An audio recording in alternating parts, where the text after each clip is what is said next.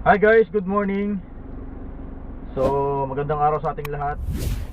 Today is Sunday. So, ang oras natin 7 o'clock ng umaga.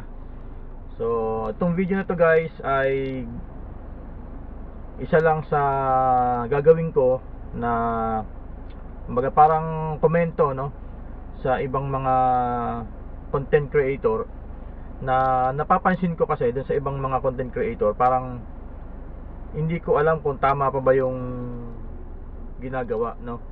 So doon sa kanilang mga sa mga script nila, sa mga content nila, so wala tayong pakialam doon. Ang point ko, guys, kung isa kayo sa mga nakakapanood ng mga vlog ng ibang vlogger na nagpo-promote ng mga sugal, 'di ba? So alam naman natin yung mga sugal, lalong-lalo na online, bawal na bawal, 'di ba? Ang hindi ko lang alam at pinagtataka ko, bakit hindi siya ma-control ni YouTube. Dahil itong mga sugal na to, hindi lang kasi mga matatanda yung nakakapanood ng kanilang mga content, 'di ba? So may mga minor, so yung mga bata na nakakapanood, so pwedeng maengganyo, lalo na pag mga bata, kasi mabilis silang maniwala sa mga bagay na napapanood nila, 'di ba?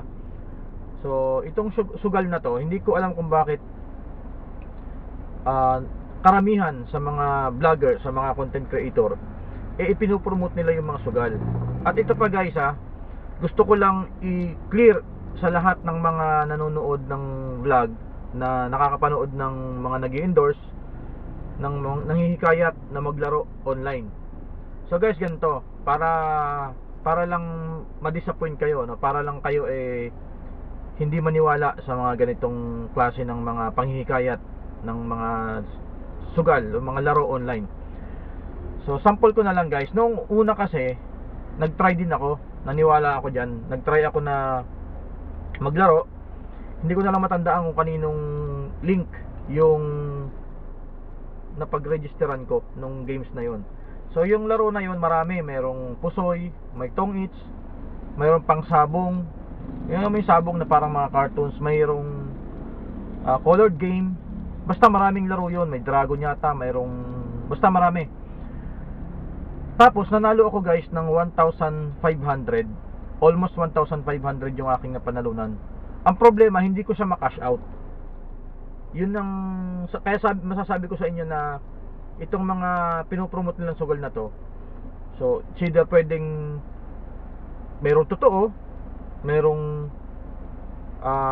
nakakapag-cash out, pero maniwala kayo sa akin, yung mga pinopromote na online games na sugal, mga illegal gambling online, maniwala kayo sa akin, scam po yan, huwag kayong maniwala dyan. Lalong lalo na dun sa mga bata na mabilis mapaniwala, mabilis maengganyo. Dahil itong mga nagpo-promote ng mga sugal na to, hindi ko alam kung bakit nila isinasama pa sa content nila, 'di ba? Para lang kumita or para lang sumikat, hindi ko alam kasi once na mag-promote ka ng sugal online, wala ka namang license, wala kang permit. Hindi ko alam kung sino nagbibigay ng permit sa inyo, 'di ba? Napakalaking tawag dito sa mga kabataan. Sisirain niyo yung buhay ng mga kabataan, imbis na nag-aaral ng maayos, baka yung baon nila napupunta pa diyan sa online gaming na yan, sa online na sugal, illegal gambling online, 'di ba? So naisip ko lang, kasi sa tuwing manonood ako ng vlog, meron ako mga paboritong mga vlogger na pinanonood. Kaya lang pagdating ng huli, nakaka-disappoint kasi mayroong mga, yun nga, yung mga online na ini-endorse nila, mga games, mga sugal, 'di ba? So once na ma-click mo yung link na binibigay nila, so papasok ka kaagad doon papasok ka na. Wala naman silang monitoring, wala naman silang, kumbaga, sasalain yung mga minor, kasi 'di ba, kahit sabihin natin minor ako, pag pinindot ko yung link na yon, so diretso ko na doon wala namang o sabihin natin na may nagtatanong kung minor ka ba o hindi. Pwede ko naman sabihin na hindi. Ano bang alam sa akin nung YouTube kung minor ako o hindi, 'di ba? So sa lahat ng mga content creator, sa mga vlogger na nagpo-promote ng sugal na yan online, tigilan nyo na yan. Tigilan nyo na, kasi napakarami yung mga nasisirang mga kabataan, di ba? Even yung mga matatanda na imbis na pambili na ng pagkain ng pamilya, na isusugal pa nila, di ba? So isa ngayon sa pinakakabilibang ko na vlogger, si Japper Sniper, si Sir Given, Kapinpin Family, dahil sa araw-araw ko na panonood ng kanilang mga vlog, never ko pa silang nakitahan na nag-endorse or nag-promote ng mga sugal online. So kay Sir Japper Sniper, so shout out, saludo sa iyo idol, and then kay Sir Gavin. So yan dapat ang mga tularan na vlogger, mga content creator, yung mga hindi nagpo-promote ng mga online gaming na yan, kasi sila lumalaban ng parehas. Kumbaga yung kanilang content, pinaghihirapan nila, pinag-iisipan nila, hindi para mag-promote ng sugal para kumita, di ba? Kumbaga kung gusto mong kumita ng pera sa pamamagitan ng pagbablog, so sipagan mo, huwag mong daanin sa sugal, di ba? Huwag mong daanin sa mga pinagbabawal na technique, kumbaga. So nabasa ko lang yung post ni Idol Japper Sniper sa kanyang Facebook page, na yun nga, galit na galit din siya sa mga nagpo-promote. Sabi pa nga niya, pag hindi pa sila tumigil, pag hindi pa kayo tumigil, papangalanan niya na kayo. So mayroon na akong pinangalanan doon, kung sino yung mga napapanood ko na mayroong pagkatapos nung kanilang content, kadugtong is yun na, pagpo-promote na ng online gaming na yon. So Wamos, yan, Awit Gamer, yan yung mga sugarol sa online, yan yung mga nagpo-promote. Si Boy Tapang, isa pa yan. Marami ako napapanood na content creator na after nung kanilang content, kadugtong noon is magpo-promote na sila nung kanilang mga, kung ano mang mga sugal-sugal na yan. So tigilan nyo na yan, kasi mga bata, kawawa naman, imbis na kapag-aral ng maayos. Siyempre alam nyo naman, ang mga bata ngayon, addict na rin sa cellphone, at marami na rin silang mga pinanonood na content creator. Baka mamaya isa kayo dun sa pinapanood nila, then after ng inyong content, magpapanood yung inyong mga pinopromote na sugal, di ba? So mapupunta sila doon. Hindi nyo ba naisip, di ba? Kung kumikita na kayo doon sa inyong mga vlog, sa inyong mga paggawa ng content, okay na yan. Huwag nyo nang samahan ng sugal, di ba? At isa pa, nananawagan ako sa, kung mayroong mga taga-gobyerno dito na may karapatan o may power na ipatigil tong mga ganitong klase ng mga promotion, even sa Facebook or sa YouTube man yan, baka pwedeng gawan nyo ng paraan na mawala yung mga sugal-sugal na yan, di ba? Kasi ako minsan, inaamin ko sa sarili ko, minsan na natitempt ako minsan, kasi syempre baka mamaya totoo, manalo ako. Tsaka isa pa guys, pansinin nyo guys ha, sa lahat ng mga content creator, sa mga lahat ng vlogger na nagpo-promote ng sugal, pansin nyo, always panalo sila. Lagi silang panalo sa kanilang pinapakita, sa pinopromote nila. Lagi silang panalo. Never ako nakakita ng natatalo dyan. Pero once na ikaw yung maglaro, maniwala ka sa akin, manalo ka man dyan, hindi mo yan makakash out, hindi mo yan makukuha. Pero madalas talaga talo. Promise, maniwala kayo sa akin. Lahat ng online gaming, lahat ng mga illegal gambling online, yan po ay bawal at fake, scam. Okay? Scam po yan, maniwala kayo sa akin. Kahit pa iniidolo nyo si Wamos, Awit Gamer, yung mga sugarol, or sino pa mga influencer na nagpo-proof ng sugal, maniwala po kayo sa akin, hindi po yan totoo, scam po yan. Lahat po ng mga pinapakita nila dyan is yung nananalo lang sila.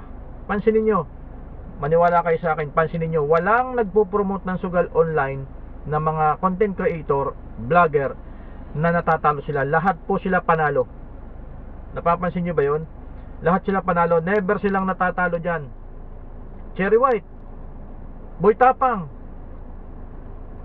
at nakaka-disappoint pa, napanood ko minsan, idol ko rin to, King Lux, nagpo-promote din po siya ng sugal.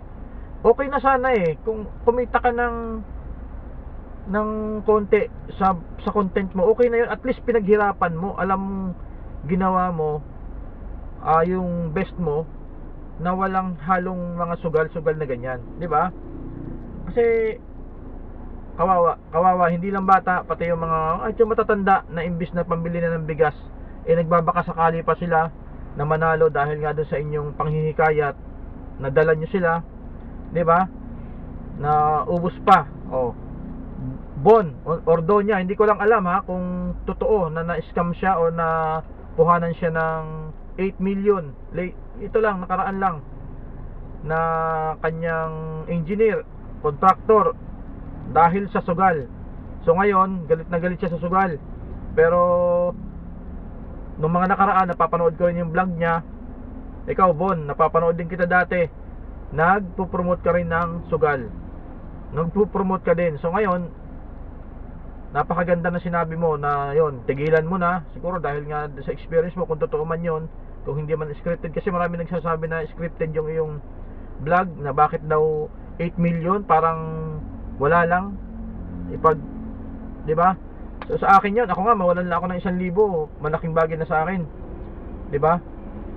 Parang hindi ko na baka hindi na makatulog nun, o baka yung makumuha nun o naka-scam sa akin baka maipa-blatter ko na. Pero ikaw, 8 million, sabagay mayaman ka naman, millionaire. So yun, pero yun, para sa akin, tigilan nyo na yung mga online gaming na yan, yung mga sugal-sugal niya. Di ba kaya nga pinatanggal yung Pitmaster, yung online sabong? Kasi nga marami ang na humaling, maraming na addict, maraming nasira ang buhay. Di ba, hindi lang bata, matatanda, pamilya na nasira dahil sa sugal. Mga ari-arian na ibenta na wala dahil sa sugal, na halos maubos na yung kanilang kung anong meron sila para lang makapagsugal, di ba? Kaya nawala yung online gaming. Hindi ko lang alam bakit itong mga online na to sa YouTube, bakit pinopromote nyo pa at nagsulputan isa-isa, di ba? Parang hindi ko alam kung bakit. So yun lang guys, sa mga nakakapanood ng mga vlog na mayroong sugal na pinopromote, mag-isip-isip kayo. Manalo man kayo dyan, maniwala kayo sa akin, hindi nyo makakash out. At number 1 na kalaban dyan is scammer. Okay? Kung ayaw nyong mawalan kayo ng pera, at kung ayaw nyong malulung kayo sa sugal na mga yan, tigilan nyo na ngayon pa lang. Huwag kayong maniwala dyan sa mga pinapakita nila laging panalo, panalo, panalo. Siyempre, hindi sila magpapakita ng talo dyan dahil nga nagpo-promote sila, di ba? Walang pinagkaiba yan sa isang product, sa isang pagkain, na pag pinromote ng isang endorser, in-endorse ng isang celebrity or ng sino man, lagi sasabihin yan is masarap, di ba? Kahit hindi naman, siyempre bayad sila, di ba? So ganoon din yan, maniwala kayo sa akin. Okay? So yun lang guys, and sana matauhan tayo sa lahat ng mga endorse ng sugal na ito. Tigilan nyo na po yan. Kumikita naman kayo sa vlog, okay na yun. Okay? Bye bye.